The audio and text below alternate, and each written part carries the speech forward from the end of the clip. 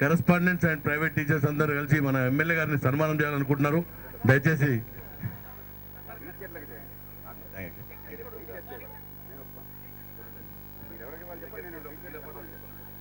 సభకి నమస్కారం. ఇప్పటికే ఎండ మండిపోతున్నది. ఈవేళ 3 విలువైన ప్రసంగాలను విన్నాను. పెద్దలు హనుమంతరావు గారు, మిత్రులు దామోదర్ గారు, పెద్దలు పెంటయ్య గారు గుండెల్లోంచి మాట్లాడారు. కాబట్టి ఎక్కువ మాట్లాడాల్సిన అవసరం లేదు. కాబట్టి 3 అంశాలే నేను మనవి చేసి, నాకు కాదు సన్మానం చేయవలసింది, ఈవేళ అధ్యాపకుల్ని సన్మానం చేయాలి. కాబట్టి ఇది అవగానే ఒక 2 నిమిషాల్లో ముగించేసి వారికి సన్మానం చేసి ఎక్కడి నుంచి కదులుతాను. మొట్టమొదటిది రాధాకృష్ణన్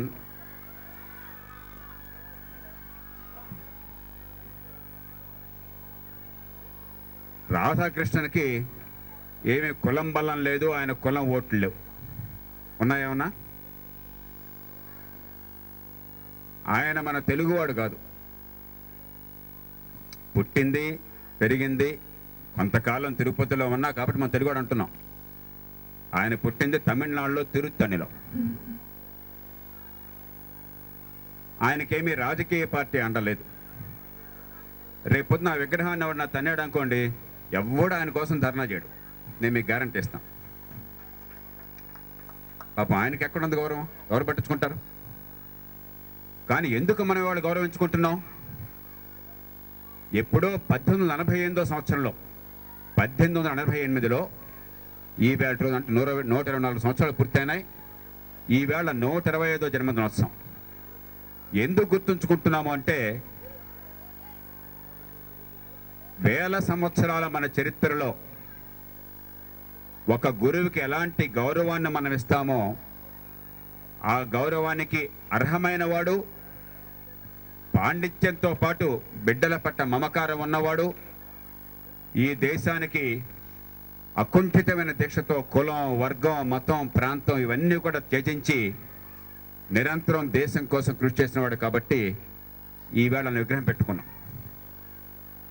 ముందుగా ఈ విగ్రహ ప్రతిష్టాపన కోసం ఏర్పాటు చేసినటువంటి అధ్యాపకులు శాంసన్,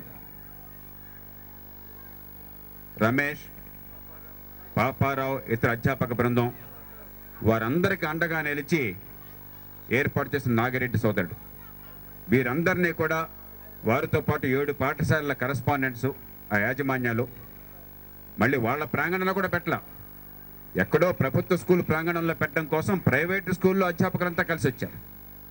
ప్రత్యేకంగా వారందరినీ కూడా గుండె లోతుల్లోంచి అభినందిస్తున్నాను.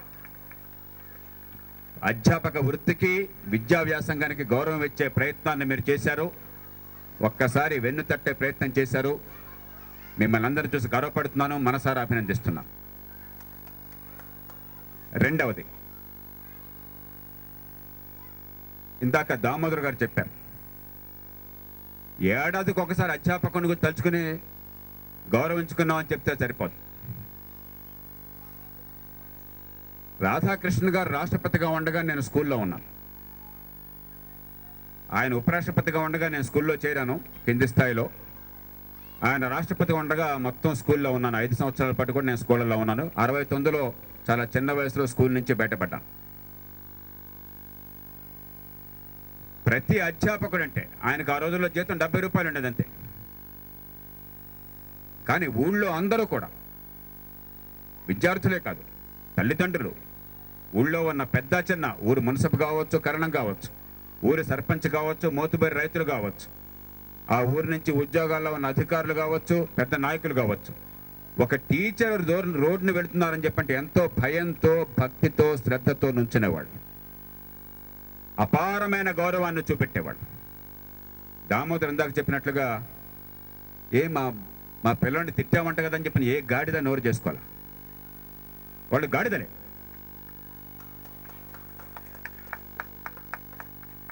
ఆ పిల్లల మీద మమకారం తల్లిదండ్రులకు ఎంత ఉందో అధ్యాపకులకు అంతకంటే ఎక్కువ ఉంది. రక్త సంబంధం లేకపోయినా కూడా జ్ఞాన సంబంధం. అని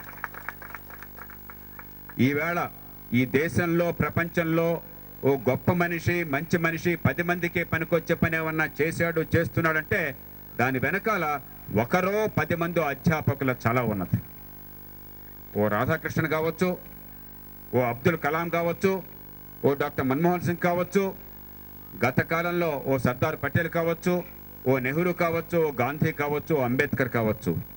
ప్రతి ఒక్కళ్ళ వెనకాల కూడా ఉన్నతులైన అధ్యాపకులుండి కేవలం పాఠాలు చెప్పడమే కాకుండా ఆత్మవిశ్వాసాన్ని పెంచి వాళ్ళ కాళ్ళ మీద వాళ్ళని నిలబెట్టి వాళ్ళ వ్యక్తిత్వాన్ని వికసింపచేసి సమాజం కోసం చేయండి ఆయన ఆశీర్వదించారు. కాబట్టే ఈవేళ ఈ జాతి నిర్మాణం సాధ్యమైంది. నా మటుకు నాకు ఎప్పటికి కూడా నా అదృష్టం కొద్దీ నా అధ్యాపకులు చాలామంది ఇంకా సజీవులుగా ఉన్నారు.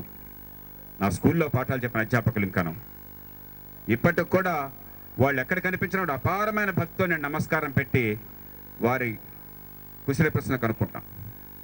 అంతకు మించి వారు ఇప్పటికి కూడా నేను వారికి సాయం చేయాల్సింది పోయి నేను వారికి ఒక గురువుకి ఏమంటాం ఇచ్చేది మన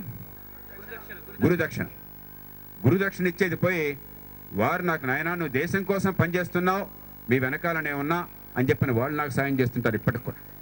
ఇన్నేళ్ళు అయిన తర్వాత ఒక పెన్షన్ పుచ్చుకుంటున్న అధ్యాపకులు, నెలకు 5,000-10,000 పుచ్చుకునే అధ్యాపకులు జీవితం అంతా కూడా మా కోసం ఊడిగం చేసి ఈవేళ వీళ్ళేదో దేశం కోసం మంచి పని చేస్తున్నారు, వాళ్ళకి సాయపడదామని ఈవేళ సాయం చేస్తున్నారు.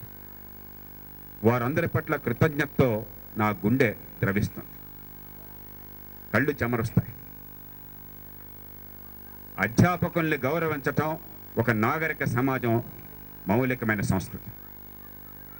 ఆ అధ్యాపకుల్ని గౌరవించుకోకపోతే నష్టం అధ్యాపకులకు కాదు, ఆ సమాజం మొత్తానికి. అధ్యాపకుడితో ఉండేది సమాజానికి వ్యాపార సంబంధం కాదు, నెల జీతం పుచ్చుకునే సంబంధం కాదు. ఎంత జీతం ఇచ్చినా ఆ గురువుకి ఇచ్చే గౌరవం చాలదు. ఎంత పదవులు ఇచ్చినా కూడా ఆ గురువు రుణం మనం తీర్చుకోలేం. ఒక సమాజం మొత్తం కూడా ఆ విద్యా సంస్థ చుట్టూ అధ్యాపకుడి చుట్టూ తిరగాలి. ఈ పిల్లలకు అలవాటు చేయాలి మనం. ఈ పిల్లల తల్లిదండ్రులు ప్రైవేట్ స్కూళ్ళకి పోతే వాళ్ళ తల్లిదండ్రులకి అధ్యాపకుల కంటే డబ్బు ఎక్కువ ఉండొచ్చు, హోదా ఎక్కువ ఉండొచ్చు. కానీ మా అందరికంటే మీ అధ్యాపకుడు, మీ టీచర్, మీ గురువు గారు మీకు చాలా ముఖ్యం. ఆమెని మీరు ఆయన మాట పాటించండి, గౌరవించండి, నమస్కారం పెట్టండి అని చెప్పే సంస్కృతి కావాలి. చివరగా అధ్యాపకులు మంచిగా పాఠాలు చెప్తున్నా కూడా ప్రోత్సహించేవాళ్ళు లేరు. పనికి మాలిన వాడు ఎవడన్నా ఉంటే అండ ఇచ్చేవాడు చాలామంది ఉన్నారు.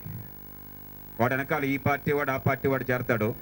ఏమన్నా పైవాళ్ళు మందలిస్తుంటే ఆ అధికారితో, ఆ ఉద్యోగితో, లేకపోతే ఆ అధ్యాపకుడితో పనిచేయించాలని ప్రయత్నం చేస్తుంటే వెంటనే మా కులం వాడాయా నువ్వేం చేయబోకని అడ్డుకుంటారు. ఈ సంస్కృతి పోవాలి.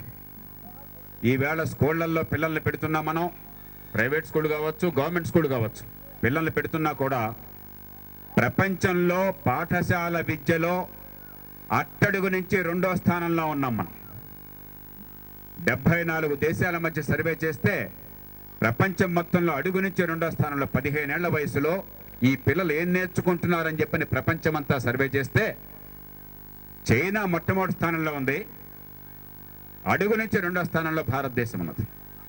అట్టడుగు స్థానంలో కజకస్తాన్ ఉంది. ఈ 74లో మన అదృష్టం కొద్దీ వాడున్నాడు, వాడు లేకపోతే మనకు అట్టడుగు స్థానం అయి ఉండేది. అడుగు నుంచి 2వ స్థానంలో మనం ఉన్నాం. కాబట్టి అధ్యాపకులను గౌరవించుకోవటం, ప్రోత్సహించటం మన బిడ్డల భవిష్యత్తుకు అవసరం. నాగిరెడ్డి గారి పేరుతో నాగిరెడ్డిపేట ఒక గ్రామం ఉన్నది.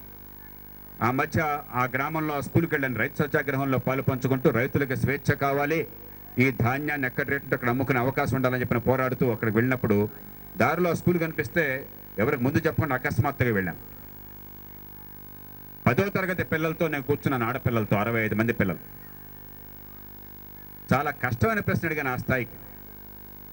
పరమాణు నిర్మాణం, అటామిక్ స్ట్రక్చరు, రెండోది సింపుల్ హార్మోనిక్ మోషన్, తెలుగులో ఏమంటారు నాకు గుర్తులేదు దానికి, సరళహరాత్మక చలనం. కొంచెం కష్టం, అది అర్థం చేసుకోవటం అంత తేలిక కాదు. కొద్దిగా ఆ కాన్సెప్ట్ పట్టుపట్టడం ఆ స్థాయిలో అద్భుతంగా పిల్లలు చెప్పారు. ఎందుకంటే గొప్ప మహిళా అధ్యాపకురాలు అక్కడ 3 ఏళ్ల నుంచి ఉందట ఆమె పిల్లల కోసం ప్రాణం పెడుతుంది. మాకు ఆమె వరకు నేను చూడు, తర్వాత చూశాను, ఎవరు మనం చూడక్కర్లా. ఆ పిల్లలతో 5 నిమిషాలు కూర్చుంటే ఆ అధ్యాపకుడు అంత గొప్పతో అర్థమవుతుంది. ఇంకా ఇవాళ ఉన్నారు అలాంటి అధ్యాపకులు. ప్రభుత్వ స్కూల్లో ఉన్నారు, ప్రైవేట్ స్కూల్లో ఉన్నారు. వాళ్ళని గౌరవించేవాళ్ళు ఎవరు? అసలు గుర్తించేవాళ్ళు ఎవరు? గుర్తించేవాడికి తెలిసినా, ఎవడు గుర్తించాలో వాడికి తెలిసినా, అసలు ఆ పిల్లలకు పాఠాలు చెప్తున్నారు తెలిసిన అర్హత శక్తి వాళ్ళకు ఉందా? గుర్తిస్తే వాళ్ళని గౌరవించే సంస్కృతి ఉందా? మంచి అధ్యాపకుడికి మనం నిలువెత్తు బంగారంతో మనం ఆయనకి తాపడం చేసినా కూడా రుణం తీర్చుకోలే. అధ్యాపకుడు కేవలం డబ్బు కాదు మనం ఇవ్వాల్సింది. ఆ అధ్యాపకురాలు గుర్తింపు రావాలి కాబట్టి నేను మంత్రికి చెప్పాను, నేను ఆ సర్టిఫికేట్ పంపించాను ఆమెకి, ఆ ప్రధాన ఉద్యోగులకి. కనీసం మిమ్మల్ని పట్టించుకున్న వాళ్ళు కొంతమంది అన్నారు, నిరుత్సాహపడిపోకండి, వేలాది మంది బతుకుల్ని మీరు బాగు చేస్తున్నారు, మేము గర్వపడుతున్నాం అని చెప్పి మనం ప్రతిక్షణం చెప్పాలి. ఈ అధ్యాపక దినోత్సవాన్ని కేవలం ఏదో మొక్కుబడిగా కాకుండా ఈవేళ గుండె లోతుల్లో జరుపుకున్నారు మీరంతా కూడా. ఈ అధ్యాపకుల్ని, ఈ పాఠశాల యాజమాన్యాల్ని, నాగిరెడ్డి గారిని మనసారా అభినందిస్తూ ఇది నిరంతరం కొనసాగుతుందని చెప్పని, ఆయన విగ్రహం, ఆయన జీవితం మనందరికీ స్ఫూర్తినిస్తుందని చెప్పిన మనసారా ఆశిస్తూ మీ అందరికీ అభినందనలు తెలియజేస్తూ నమస్కరిస్తూ నేను సెలవు తీసుకుంటున్నాను. జై హింద్.